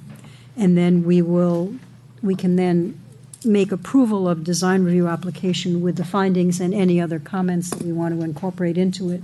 So let's look at the mitigated negative deck. Does anybody have problems with that one? No, I would support it. I read through it, and I was really pleased to see that there was efforts to relocate bats if they were We needed. all said the Birds. same thing. And maybe birds, too, I was. Yeah, that's what they were talking Yeah. about. So I thought that actually, and I don't Bats are think traffic will good matter. Yes, we think bats are. Bats are good. I like the fact they don't have to be there. They just have to look like they might be there, and then we'll protect them. Right. So can I have a motion, please, for adoption of that? Or So- recommending to city council? So I recommend that we adopt the. No, we that recommend to city council. To city council that they adopt the mitigation negative declaration. Okay, second? Second. There's a second from Sally. Further discussion? All in favor? Aye. Opposed? None. So that passes unanimously. Now, having gotten the easy thing out of the way, who would like to start first? And you don't have to be on the ends. Right. I must Sally admit- would. I would, but maybe this takes us a step backward, but there were a few questions that I had on the topics, on things that we weren't covered. So I'd actually like to ask a few questions. Absolutely. Would you like And you to have ask them some too of as well? Okay. Janet or James? Well, I'm not sure. Well, why don't you ask your question? You guys can figure out. Yeah, who you can wants to figure out jump who up. stands up. So, and these are kind of just, I mean, they don't necessarily influence, but as I was reading it, this is what I wondered about. So, so did you say this looks like it's lead gold or lead silver? Gold. Gold. I know that was, We're mandated to make it LEED Gold at this point. Okay. So it will be LEED Gold. okay, so that's a mandate. LEED So- Gold equivalent. Equivalent, okay. And maybe part of that is there's actually no AC in the building. It's all, There is air conditioning. oh, there is air conditioning, okay. There is a conditioned system. Pumps. But Okay. it will be an efficient one. Right, with pulling it out the top. Well, and maybe everything. James, you should. Okay, Well, yeah. I think Janet has it right. It's a highly efficient system. The Highly- building envelope is very efficient in its insulation and. It's a thermos bottle. Yeah, basically. Okay, thank you. I'll look that up later. So then regarding, I love plants, so I have to ask a few plant questions. The landscape, we talked about trees, but we didn't talk so much about the rest of the landscaping. I assume we're aiming for low water or native plants, or can you say a word regarding water? We're looking at bay friendly right now. Bay and that was- friendly, okay. Yeah, so did you Yeah. want to add? I think we're doing the utmost to conserve water and provide species that are reasonable in their consumption of water. Okay. And then a similar question, the dry stream bed piece, it's not a piece, it's a thing, whatever. Dry stream bed, is it functional or decorative? It's designed to be functional. Okay. So it will take runoff from the courtyard and from the roof. Okay. And I think that's all my questions that were unanswered Okay. still. Other unanswered questions, Anita? And maybe a comment? Well, I have an unanswered question before we do comments, if you wouldn't mind. Then do your unanswered question. All right, so one of my questions was, you talked about wood trellises, and then you talked about aluminum screens in the documents, and I'm wondering which is where and why? Sure. So wood trellises, You can lift that thing up, Yeah. you don't have to be short. well, we don't want to tip it off, but so these elements are wood trellis, and Okay. portions of them will be covered with a weather surface of corrugated metal or some kind of metal, and then portions will be exposed. Not showing in the model, at expanses of glass exposed to the sun, we may have aluminum trellis or screens suspended off the glass wall to control sunlight coming into the building. So there's shading devices that with the aluminum that match the building fenestration system, window system, and then the trellises themselves are constructed primarily. Okay. And the other thing I wanted to ask about, and perhaps it's your landscape consultant, is I love ginkgo trees, but they are incredibly slow growing. And so we have some that are 50 years old around the corner from my house, and they're just gorgeous, and then they turn yellow in the fall, and they're spectacular. But they grow really slowly, and I think you're using them as accents. So I'm wondering where that came from. Well, we'll have to ask them. Okay. We took their advice. We think they are beautiful also, but we are not experts in it, so we will bring that back and ask them what they think, if they can make them grow faster or if they have Well, to change fine. them out. Whatever, okay. Next. I wanted to get a better understanding. I'm looking at the exterior elevations and understand where the stone is being put. I understood that you said at an entry on the left side, but what I didn't, it almost felt like it was a later addition, and I don't see it throughout. It just, Can we go to the elevation sheets? Yeah. I wanted to make sure that it's throughout the project and not just in one. It's a very modest, a modest amount of stone. Let's see, is it working?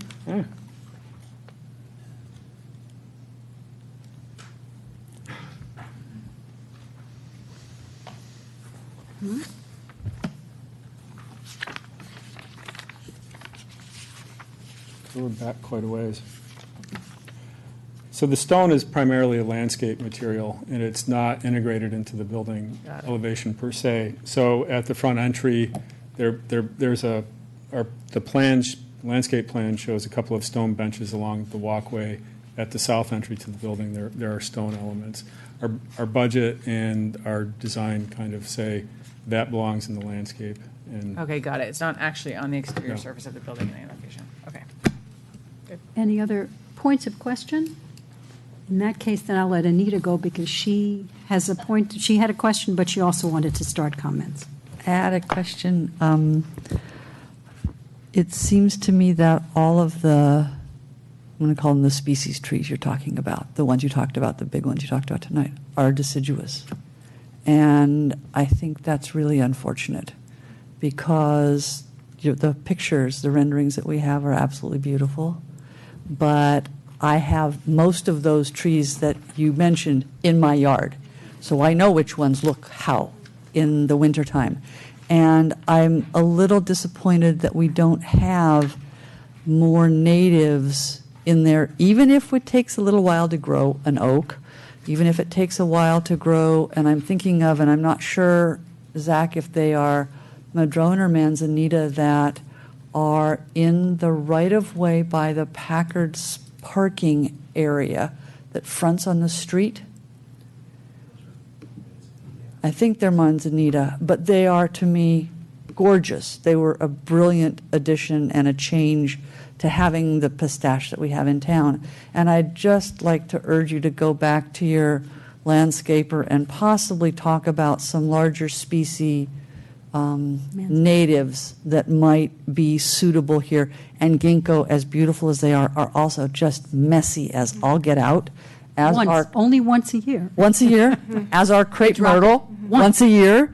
And then olives, if you don't get the right gender, can be They had messy. Swan Hill, non. Oh, that's the non-fruiting. non-fruiting ones. So But anyway. it was just a concern to me that in trying to make this feel like our community, since we have the apricot orchard nearby, that it would be a lost opportunity if we don't include some species native in And that are landscape non-deciduous, plan. something and that's that are evergreen. non-deciduous. We will definitely do that. I think one of their goals was to sort of build upon what was already here, and all of these species are still here. So, but we will bring back that it's not like they're set in stone. That There's live oak around here too. and oak too. That's true. But ours also is fairly slow growing, though, right? They are very slow. They can be, but if you take care of them well, they'll. Well, and actually, the city has a recommended tree list that's much broader,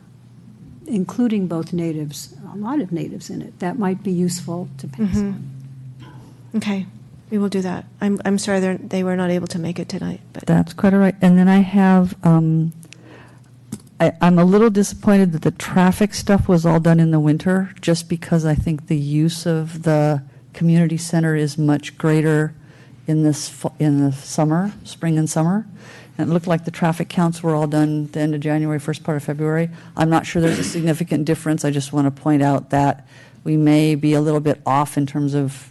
No, schools are in, I mean, I think it's better to do it when schools are in session because you're going to get a lot of. Talking about the demand into Hillview. Demand into Hillview, I think, is greater in the summer. Because, why do you think Are that? you saying that because of the exercise classes that are? Exercise classes, the outdoor activities, the What summer actor- programs that run. I think, and Manny isn't. Manny, I saw you back there in the corner, Manny. Well, let's ask a question. Have a Yeah, thought. I'll ask you a question. Is the attendance, I believe that the attendance at your programs that are at Hillview is not consistent year-round. Can you tell us a little about the pattern during the course of the year? Sure. Manny Hernandez, Recreation Community Services Director, but currently the Municipal Services Director. And congratulations, yes. I think, or condolences, I'm not sure which. Thank you. Yes, I actually spoke with Zach Dahl on this too and gave him some comparative numbers from the summer And I think that was made available to the traffic study as well. Although the traffic study was done in the winter, I think it was a timing thing, because to wait until this period of time to get to this would have put the project behind, is my understanding. Right, but is there more traffic in the summer than in the dead of winter? I'm not sure. I gave Zach the numbers to compare with the traffic study, but I don't know what the numbers came out of their traffic study that was done in the winter. Yes, there are more camps, but soccer goes year-round, all the field stuff goes year-round, so I don't think there was a significant change in that. Zach, do you have a comment for that? And then I think we have a consultant who can step up to the mic. Yes, Thank so you. I think if you want to look at Appendix D, which is the traffic analysis, if you look at page 2, we actually have a comparative chart that compares trips on February 1 versus August 16th. And as you can see, actually, based on the numbers, there is more traffic activity to the site, even factoring in soccer field activity, in the winter months than in the summer months. So it's counterintuitive. Okay. Oh, I missed that part of it. Okay. And I just wanted to add Of one course. point, that we did delay the traffic counts that were conducted until... Introduce yourself, please. Sorry. Richard James, environmental consultant with the MC Okay. Planning Group. Our traffic engineer, Hexagon, delayed the traffic counts until sessions at the community center were back in, because their contract was initiated during a break period. And they were ready to go, and we said, no, wait a minute, let's check the schedule at the community center. So they did delay their actual counts several weeks until sessions had started up again. Yeah, I noticed that. That was good that at least school was in session. Thank you. And then the last question I have, and this may just be a budget thing or a practicality thing, but I'm looking at, well, at the moment, I'm just looking at C2.1, just because it happens to be what I have in front of me. In the courtyard, there's the sense of this, I think you've done such a great job with trying to move the pathways in a meandering fashion. I think someone used that phraseology. And so I was a little bit surprised that in the inner courtyard, everything looks kind of blocky in terms of the structure of the planting areas versus the paved areas. And I was kind of surprised it didn't kind of have more curves to it.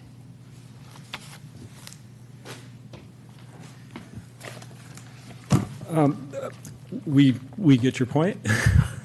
And it may just be me, so. Well, I think part of the concept here is that the planter beds are basically just about the same level as the pavement, so we get some plant spilling over, and that edge is softened with the character of the planting along. So we imagine we're not going to have a very hard edge or a delineated edge at the edge of planting that will have some vegetation spilling over the pavement surface. Okay, thank you. That's all I got.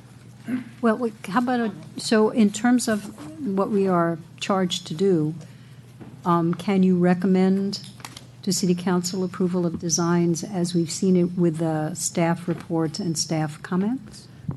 Well, based on the straw poll you did earlier, I think we're charged with two things. We're charged with looking at the library pathway and the drop-off. Mm-hmm. And I didn't hear a consensus by the time we got all done, so. No, but I think what we're looking for is, what Noel and Tam is looking for is input. And as there are, how many people up here? How many are there on City Council? I think it's unlikely we're going to consensus. Not everyone's going to be happy no matter what they do. But if they have a reasoned approach, and I was really pleased that each of the commissioners said why they supported one or the other, that allows the architects to then say, we had this mixed message, but these were the things that were important. What's important to you on City Council? And then they'll decide.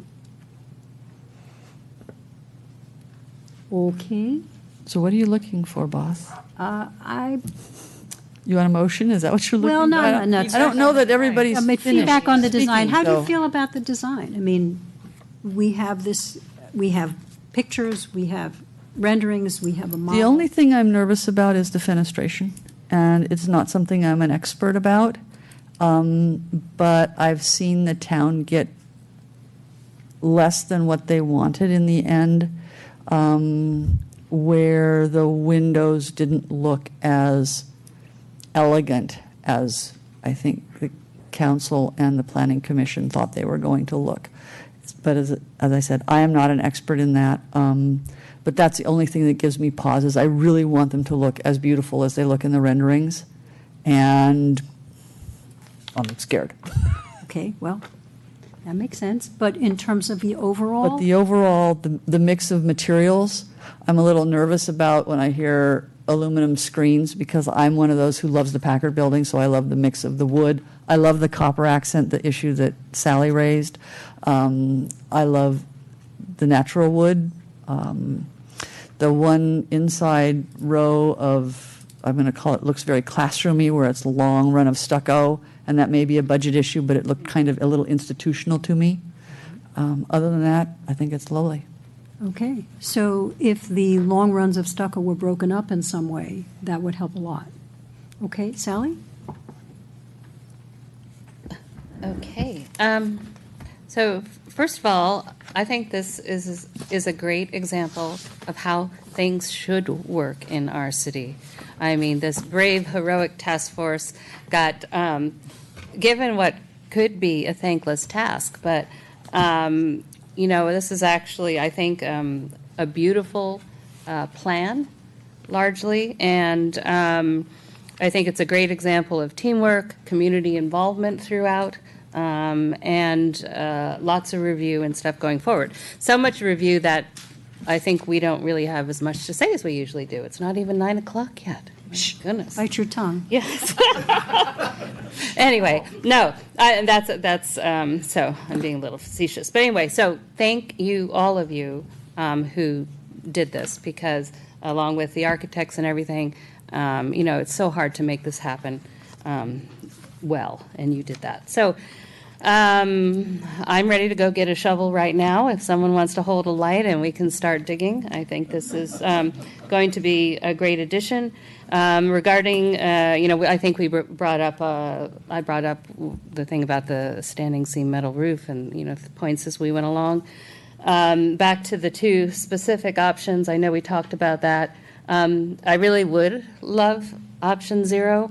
And so I'm willing to be swayed that way, but I still think there's going to be a huge contingent who's very attached to those 11 parking spaces close to the library. So if there's a way to do some sort of restriping and get those, you can always tear them out at some other point maybe and do that's kind of a smaller part that could be done later. But and then I talked about oddly supporting the southward moved traffic circle, because I think it's actually important to people to be able to get in where they came from, and that other option doesn't do that. But I think I would actually use this community center, because the one now, I'm allergic to the linoleum. So. All right. Okay, Alex? Could I ask that we put the, again, just this fire highway back on the screen? Fire highway.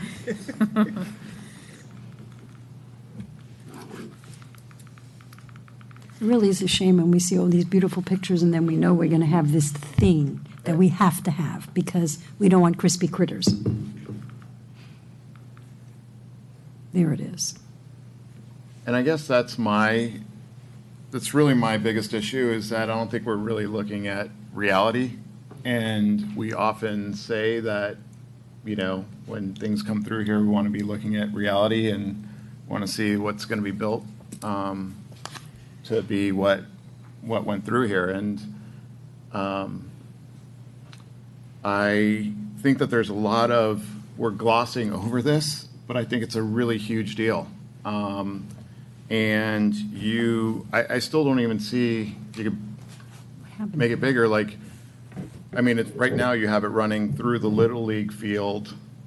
I think that there's there's stands there, there's a dugout. I don't see any of that on the plans. And so I don't even know how it would actually kind of fit and whether you can still keep the bocce ball court. So one of the things we can say while they're making the computer beautiful again is that we can point out to city council that, and to the architects, that when they make their presentation to city council, that this is something that needs to be resolved. And it gives them time between now and then to get the fire department to figure out what they're going to be able to get done. Because we're seeing a work in process, and we call it 90%, but in fact, that may be the 10% that's missing, and it's a pretty critical one. And I don't know if this is an appropriate thing to ask or not, but whatever happened to Children's Corner? Oh, Children's Corner at the last meeting is going to be in one of our local churches. Forever? I understood that was a Well- temporary relo. Well, the thing is, they need about 3,000 square feet, and the area that's allotted, there just is not space. Okay. Which is why maybe that 10,000 square foot addition for the future that we're planning, that this thing is running behind or next to or through the middle of, it would be good to have that particular aspect looked at, because it would be wonderful to have a second child care center in this part of town. So, but the question is, Alex, you have the floor. Yeah, so I think that, at least for me, like really trying to understand how this is going to work and look, because we're not, to me, the renderings don't really reflect, when you look at the renderings of the bocce ball court and that whole courtyard, like, doesn't reflect what's on this page.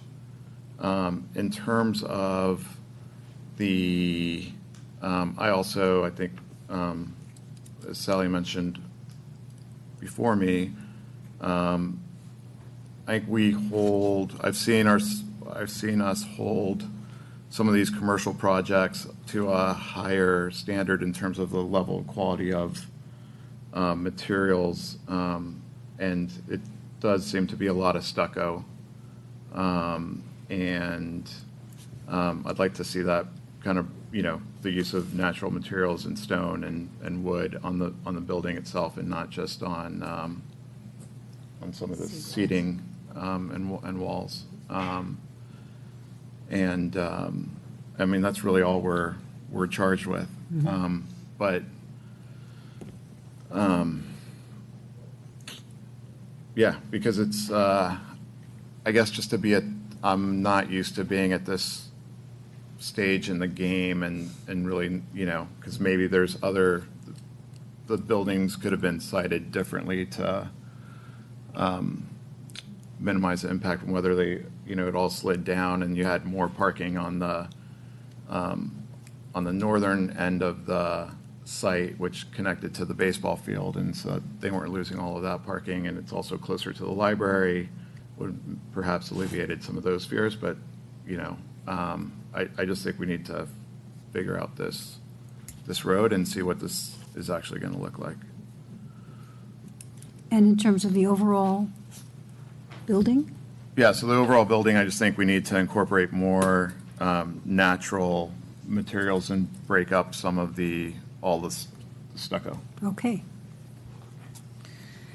So I'm also just really impressed with this task force. We've had so many in our town, and commissions and committees, and these guys actually accomplished their mission efficiently and effectively. And I think one of the biggest wins was to identify Noel and Tim as the architects, because they seem to really have gotten our town and are really trying to make something that complements it. I also just love the idea of the theme of a building in a park, and I definitely see that with all the landscaping that you've tried to put around. I do like the materials. I would like to see more stone, but not if it's just going to be in one surface of the building and not throughout. So I understand it's a cost issue.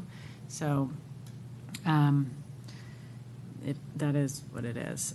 I also really love the pops of color throughout in the seating. I think that gives it a more youthful energy, and makes it feel more vibrant. And so I hope that is executed. And at the end, you don't just pick dark colors that match the metal. I think that's fun. So some of the other comments. with this pathway that we talked about, again, I really don't have I think it would behoove you to run the numbers with the new dimensions and see where the numbers put you at in terms of loss of parking spots. This is the connector pathway you're talking Right, about. and then I would really amplify that pathway with seating and trellis, and there's a sidewalk on First Street.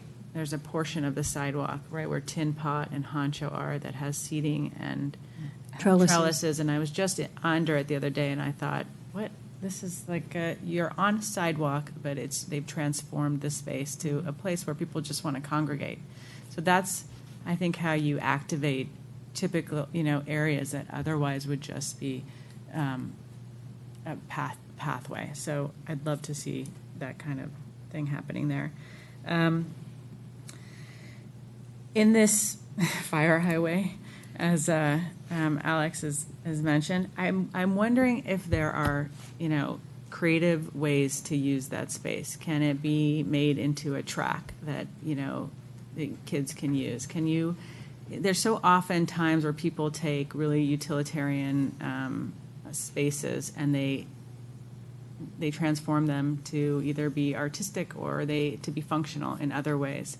And I just wonder if we become more creative as opposed to just slapping it on and saying we have to have this. Are there ways to make that space more useful? And then also when I was looking at that area, there was I think a redwood, and we were putting a bunch of ginkgo trees around it. And it felt to me like if that is an area that we're going to designate as potentially being 10,000 square feet more of development, let's not plant trees that then people become really attached to and then don't want to get rid of so that we can put more building. And I wonder if you can still make that space green by putting organic beds that people can then actually also use, and creates green, and it has a function, and no one will cry about it when they have to remove it. So I thought maybe that space can be the green space can be reimagined in a little bit of that area where you anticipate possibly in the future putting.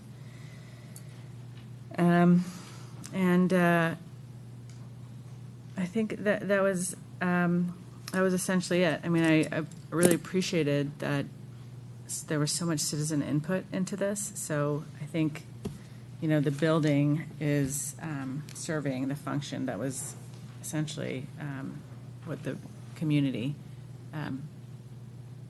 the sentiment of the community. And I also appreciated all those surveys that you did about design, like, do you want wood? Because I participated in those, and so I think that's why I'm seeing something I really like. Mike? Well, I really like this design. I think it looks great, and I share that concern. I hope the renderings are accurate, and that when you take a photograph of this building 2 years from now, it looks exactly how these renderings are, because it looks fantastic.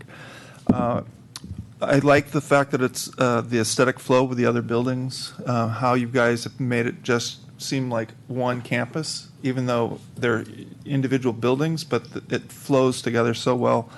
And to answer Sally's question, I was thinking about most of the people getting dropped off are probably going to be the teenagers, and there is a breezeway between the parking lot on Hillview side to the teenage center that's probably how most of those people are going to go, drop off at Hillview and come back out the other entrance. So it's something to think about, because I think the front area where that drop-off area will probably be for the cafe, maybe the Little League field, I'm not sure. And the senior center. The senior center, though, I think they'll come in from the Hillview side. I like the fact that the gables and glass. I think back to that aesthetic, that it all flows together, looks great. I think that it's worth the investment to put a metal roof on, and I think that it could be done in a way that makes it look great and easy, as was mentioned, we can put solar panels on. I also agree that the natural materials, having more of them, would be great if possible. I think that is a cost consideration. So I like the fact that it's LEED Gold. I mean, I think that was really great that the council's decided that that's what they want to do with this building, and it actually can then become another showpiece amongst some of the other buildings we have. I also like the walkways and bikeways you've done around the campus. I think it flows really nicely. I have one concern, but I'll address it in a minute. Because one of the thoughts I had about the fire highway is that the tire wheels are the things that need to be supported, and maybe so it's a piece of concrete that supports the tire wheels with crushed granite in between, and then another tire wheel so that people could actually walk on the granite and not, or grass or whatever, but really not make it 20 feet of pavement. I think that's horrible. And the last issue, this isn't really with this project, but I really would encourage staff to look at the History Museum access and doing something at the north side of the History Museum, whether it's an area so that the caterers can come in and park their trucks. I think that it would behoove the city to do something. And I know it's not part of this, but we really should be addressing that area independent of this, because there is a bikeway that goes there. And I have a concern with how do people from East Edith get to the community center? Because the paths that are on the east side of that baseball field is torn up. It also is open so that if somebody hits a home run out that way, you're in the field of play. But you're not allowed to be older than 12, so the home runs are really short. Yeah, but they hit ground balls that fly a long way, and they practice and stuff. But the other walkway that goes around the baseball field, I'm not sure how it ties in at the end here. I know it comes in on the northeast or northwest corner of this picture, but I just as long as you guys are really thinking about how does that flow, it'd be nice that the people coming from East Edith who are probably going to go to the library are actually can get behind the. Okay, now I'm looking at drawing L1.1, and I walk Edith because that's my street. And it appears to me that the path is still there, adjacent to there is a path that connects from the parallel to San Antonio section where the big trees are, and then you take a turn heading towards the History Museum, and there's a path that connects right by the words that say existing baseball field. I believe that's all. Is that a path? So that's pavable. It's all pavable Paving, of some walking. sort. That's the one that Complete Streets said should be widened to make it, I believe, from 5 feet to 8 feet to make it bikeable as well. So it looks like that path at least was recommended for improvement. But there is a continuous loop there. Right, but the path, we don't have a drawing that says here's what what's around the baseball field to where it's green, because it's not part of the project. The connectors. But maybe, Needs to look at all the. yes. Yeah. Let's make a note of that. 0.4 site circulation. Wait. Which Wait, hold one? on. The O point. Say that again. It's right before the civil sheets, DPC 0.40 site circulation. DPC Starts with 040. 1 point. I don't have, yeah, we don't have a 0. Yeah, Yes, it's we do. DPC 0.40. It's this one, right? It's not in order. It's at the Sorry. beginning. Oh, please. But the thing is, it doesn't show, I know that you've got a green little dash going through there. But that is the line we walk, and then, Towards the front. Right, and the dash on the right side of the field, it's got trees. I just want to make that comment that the north side of the between the police department and the History Museum and the Gilbert House, I think there could be an improvement there that would actually help with this project, because there are a number of things that are going on at the History Museum, weddings in the summer and spring, and the caterers have to park, and it's not an ideal situation. So this might be an opportunity to do something. I don't see it as part of this project, but I did want to make mention of it because it's going to have an impact. well, and it could be coordinated. So even if it doesn't Or they happen could do now. it. They could do it right away, and Yeah, that too. Okay, so I'm going to feed back what I heard said, and then I'll give you my particular comments. We are concerned about the fire highway, which I love that term. Thank you, Alex. But I agree with Ronit that, and I'd said this earlier, I don't know if we can do Hollywood strips, which is what it's called when you have pavings. The fire trucks, they don't believe that they're going to have to, they don't want to fuss with that. Yeah, I'm sure. But that's why I was saying that maybe the Hammerhead becomes an arrival to something where it's nice to have it paved. And I don't know what that could be, but that's what we have design professionals to do. And then before they go to city council, it would be very useful to have the resolution of this so that it could actually be on the model the way that Janet picked up and put down the turnarounds, because I think city council hopefully will be just watching us on TV and know that we're concerned about this. The second is, I think we pretty much all agree that we are aware that it's a cost issue and there's a lot of stucco. And if you cannot put rock on the building or more wood on the building, then there has to be some very careful detailing where the stucco was broken up in such a way that it alternates with the hardy panels, or there's changes in color, but something that addresses the concern that there should not be a long unrelieved strip.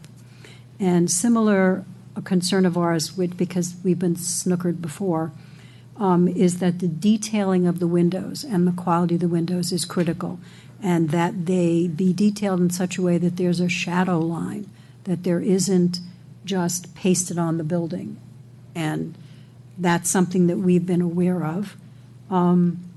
I go back to species selection of the trees. I think the idea that the trees be both deciduous and non-deciduous, that they include trees that are of different heights, and I once again question the ginkgos, which maybe they could have some, but maybe manzanita and other things, other species of which there are a lot of natives.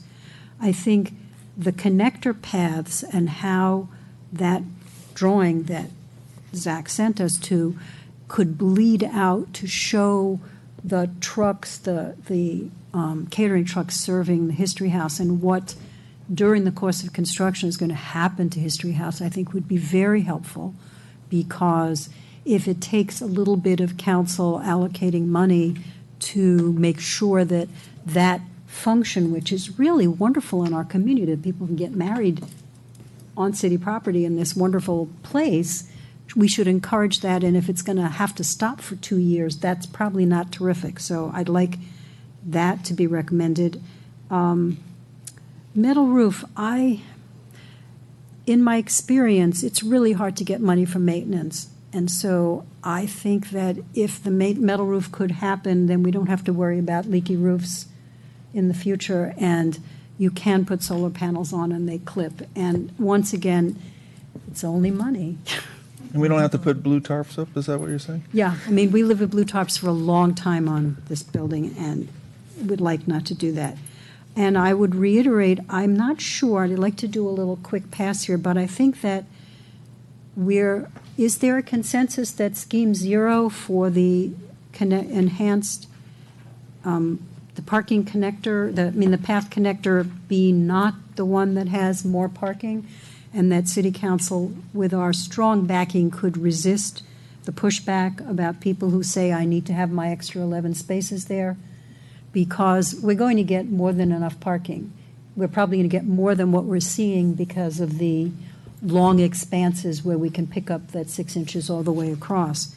But if this particular area, if it was enhanced the way Ronit talked about, where it was really a place where you wanted to stay. Now, I have to think that the reason it works really well on First Street is because there's ice cream right next door, but.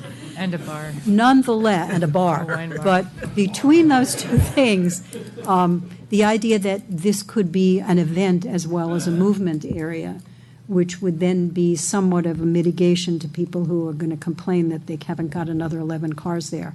But I think that this is a really beautiful design. I think it fits into the residential character, which is what was a great concern to the community. I have one quibble that no one brought up, which is there should not be a basketball court that's 10 feet from a neighboring property where people are sleeping. Yes. Because it's public, which means someone can go out at 6 a.m. with their basketball and throw hoops. It would be an incredible, mean thing to do to the people whose houses back onto that. We don't have a basketball court in that area now, but you can go to Almond, where there's a school, and it's inboard, and the noise would not bother people. There are other places to do it. I think this is an inappropriate location, and maybe even an inappropriate use when we can do other things in that area. I agree with you. I agree with that. Okay, I was hoping that the person who lived in that house would show up for this meeting, because if it was my house, I'd be here with an axe, so. But that was a community request. element, right? I understand. So I don't know how that came about. You don't have to tell us, but I just, It doesn't belong behind residential, because I think this was incredibly sensitive to being across the street from residences. I think, despite Alex's saying, why don't we move the parking north, the fact that it's a buffer between the residences on Hillview till you get to the building and the activities, I think it's a very excellent form of siting. I think that the character of the architecture of the building fits in beautifully.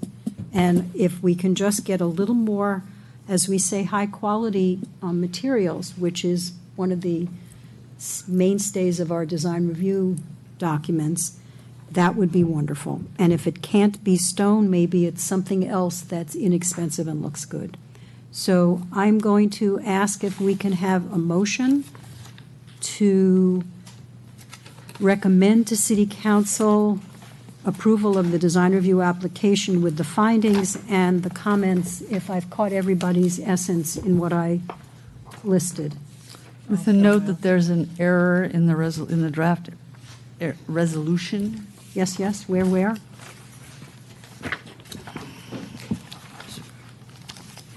It is in the second whereas on the second line. Of page 1 of attachment A? Page 1 of attachment A, where it says prepared in compliance with the California Environmental Quality Act. I think the to the with should be withdrawn. Well, staff, could you please repair that? Any other, did I miss another piece on the things when I was talking about where we got feedback? So when you were talking, it sounded like there was largely a consensus that we'd like the standing metal seam roof reconsidered, reopened. Yes, and I believe so we're that's true. recommending If you're going to that. spend money, I would do it on the roof as opposed to the stone. That's a good point. The roof is longevity. But I can't go with you on the parking, sorry, Which is, on the 11 spaces. so we won't have unanimity. You won't on have that. unanimity, you may have majority view, but not Okay, unanimity. Well, and if it I think it's very helpful. all right. If we do have a no vote, in the same way that Alex said when he was doing the minutes review, that he pointed out that he could support the 15%, but he couldn't support the 20. If indeed there's a no vote, or maybe we can break the motion into two pieces? No, not worth it. Not necessary. Okay, but we'll do that with an explanation. So, can I have a motion? So moved. I'll second. All right, further discussion? All right, all in favor? Aye. Opposed? So, but Commissioner Ananda had a comment that she does not support option zero for don't change the connector path. I think this is a terrific building. I, like the rest of us, will so much want to close my eyes and open them and have it here tomorrow. And it's going to be a really messy process for a bunch of time, but I think in the end, we'll get a terrific building. All right, thank you very much. We need to continue we have a few more items on our agenda, not half as interesting as this. So, commissioners' reports and comments. Well, Commissioner Ho was supposed to do one meeting that was missed, and Commissioner Samick was supposed to do another one, and nobody did it but me. It's like the little red hen. You get a gold star. Right, so the meeting that I went to, that I was in charge of. excuse me for a minute. If you Yes. guys are going to chat, could you please do it outside? Because we need to hear each other. Thank you. Okay, so they talked about, it was our joint study session, remember? It was our joint study session about parking. And so I will point out that Renee did the 4-bucket approach. Just that- summarizing of the meeting that we had? Just, that was what happened. And so there were no decisions. forgotten it. There were no decisions at the study session. Jeannie had some concerns about the use ratios that we came up for parking ratios. Lynette needed more information. I hope that What was going to happen after that? It was a study What's session. next? They have to agendize it so that they can then Have a conversation. have a conversation with public input and then look at the actual change to the code and approve it or not. And I think it was because there's so much there, Ronit, they wanted a chance to chew on it a little bit so they could come back and then take final action. And they were aware that financial analysis was important, economic analysis. Just one staff follow-up on that. What we're going to do is break up the entire ordinance, the parking regulations that you reviewed, into multiple ordinances and take those piecemeal in front of the city council. Good idea. The August 28th meeting, we're going to be bringing the parking ratios to council for consideration in ordinance form. So That's my meeting I get to go to. What about the parking stall sizes? The only person who opposed that Seems like an was easy one, Lynette. too. Yeah, I don't recall off the top of my head when we're going to take that to council, but I mean, I agree that's a low-hanging fruit because, and the straw Every vote. project that gets approved on the old ones is it's a disservice. Right, and since they had a straw vote and it was, the majority would approve it, I think that might be something to bring forward faster if you can. And at the next meeting, Commissioner Samek and Commissioner Ho will report about the June 26th meeting. That's Commissioner Lee and, oh my goodness, I have Mike McTire Exactly, I have responsible for one. July 10th. Let's go for it, Mike. It's not. No, I don't have anything to report until, I was going to do it next meeting. Okay, both of you, please be prepared. Well, there's If the there was meeting- nothing relevant, that's fine. I have to review it. There was somebody gave a speech of public comment before the meeting, and I wanted to listen to that. Oh, I listened to it, but that brings up a question I'm going to have later, Go. based on, oh, you want me to just ask it Yeah, go now? ahead. Because that same. Because that said, he sent a letter to all Right. of us, and Well, I'm that's like. what I was going to say. So that same person is the one who we've been receiving the mail from, Well, two letters. but we keep getting mail, but you're aware of it. There is someone who thinks. You know that, right? Who is demanding, requesting an investigation of. John Murnau. It's not going. Of broader than that. No, but it's not going to you? I think I haven't received the ones that have been sent to the planning commission. I've gotten the Oh. ones that have gone to the city council. Our There's city only attorney been one. We get has them. responded. Yeah. to- But there's only been one that I've seen. No, there's There was two. two. There was an earlier one. There was an early one, and there yeah. was one that said, still haven't heard from you guys what's going on, not realizing that we don't Well, no, respond. he heard, We well, weren't supposed to respond? no, he heard, You didn't hit reply all, did you? We weren't supposed to respond. Anyway, our city attorney has responded to that, and we don't Yes. have any further direction from but our that, and that That's fine. precipitated a second letter, though. Right. So, it would be nice if we knew, Well, to me, it was he addressed the city council. He didn't come And here. that's who he and should that's be who he should addressing. be addressing, and I don't know why we got looped into the deal. It's because we're so attractive. Yes.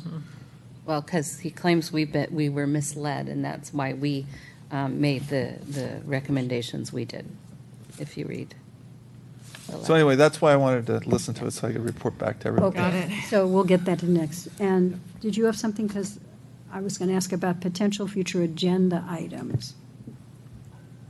Well, the one you mentioned for last time is still a good one. What was that? It was in the minutes we just approved. Oh, the story polls. Story And polls, getting right. them We're- down at some point? Well, the question is, what, To have a conversation about it. Yes. Well, we would recommend that you bring that up with the city council when you have your joint meeting with them, but we can agendize a separate meeting in advance of that, so you have an opportunity as a group to. when is our next joint meeting? Probably not until March, right? No, it's September, I think. Okay. They changed the schedule. It used to be every March, then remember last year they moved it to either September or Before October. so they could do it before the. Offsite.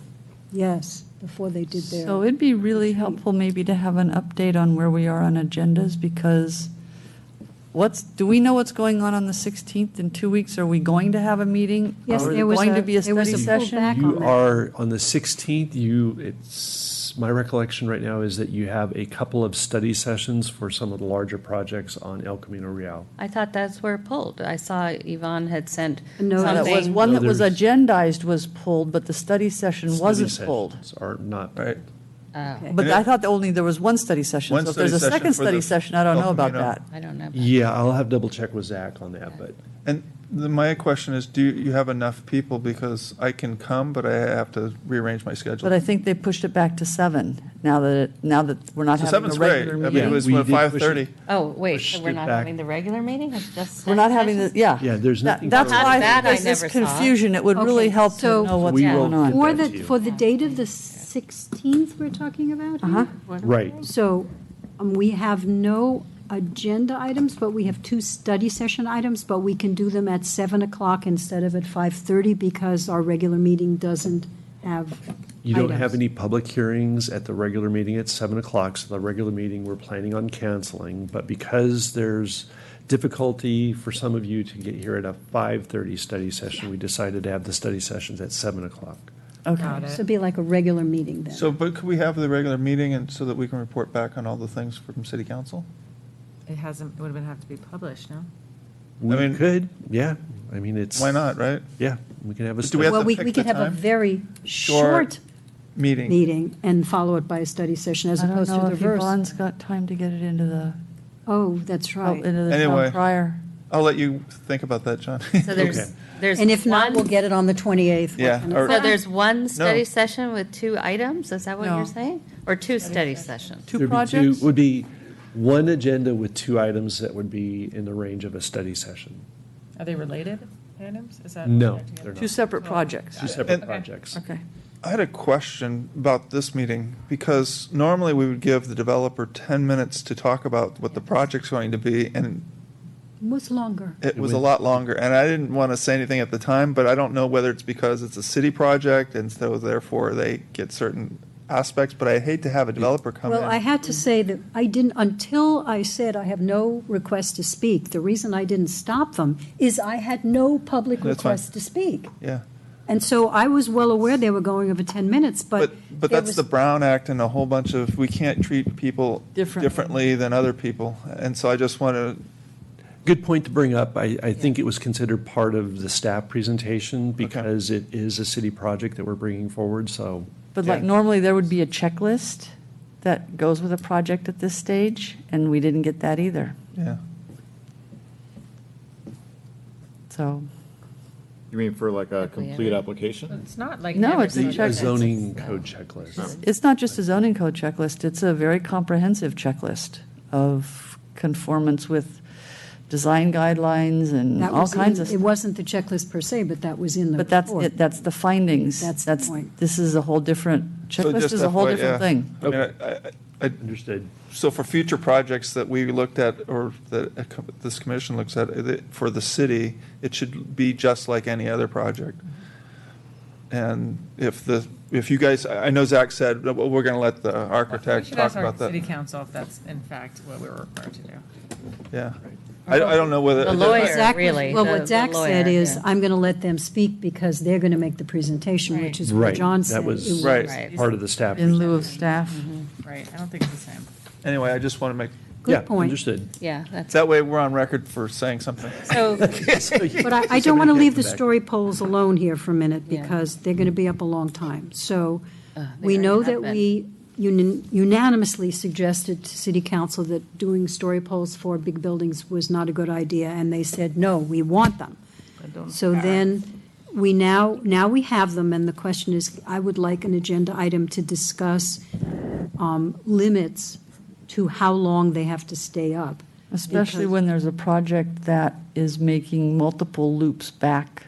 Well, because if it turns out that a project is taking too long, can we set a time limit? That's the agenda item, is can we set a time limit? Well, I also have a safety concern with, and it was brought up by a couple of city council members, when you put story poles in a building that's functionally still active, I mean, But that's not what the policy reflects. I know that. that's That's what why we're I saying want. needs to be examined. That's why I'd like to, those are some of the items that I'd like to talk So can we about. have an agenda item where we can discuss the story pole issues as we see them, so that when we have our joint meeting with city council in September, and if you would please send us the date because Are the El Camino projects going to put up 70-foot Well, that's, story poles? Well, that's why it on is El delayed, Camino? because they couldn't get them up, right? Wasn't that one? Yeah, Right. that's part of the. They went back and asked for a second exception from council, and it didn't get approved. exactly. They should do those projections like light shows where you just. hologram, a hologram. Yes. No, I have a friend who lives in Those Berlin, infrared and that's what they drones to, do. like, We're in the create- They're Silicon going to do Valley. a We should building be in able to do Berlin, they do them with It's holograms. not dangerous. Intel drones to create the perimeter. of And, the and then,